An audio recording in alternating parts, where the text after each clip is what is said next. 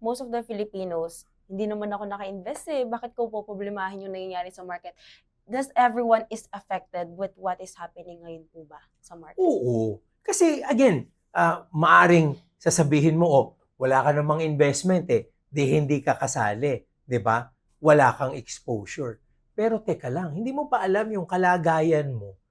Talagang apektado 'yan ng lahat ng ito eh. Kasi for example, no, GDP. Siguro mas madaling intindihin na yung galaw ng ekonomiya, yung growth ako as a whole, no, as a country is going to be a function of several things. Yung consumer spending, yung capital formation, government spending, at maybe exports. Yan ang four main pillars ng GDP growth eh.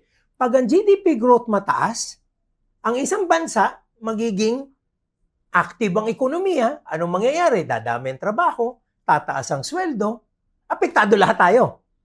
So, para sa isang Pilipino, dapat i-assume natin na mag-grow ang ating bansa, mag-grow ang ating country. So, yung apat na yun, tingnan mo na lang.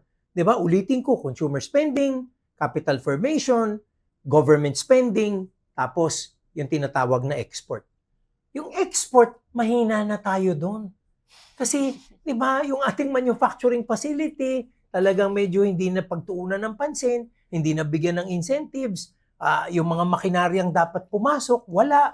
Yung skilling ng mga tao, yung upskilling na tinatawag, wala. So, mahina na yung export. Okay? Ngayon, isa-isahin ko to, nakakatuwa, pero nakakatuwang nakakaawa tayo, 'di ba? So, ang isang ano diyan, yung capital formation.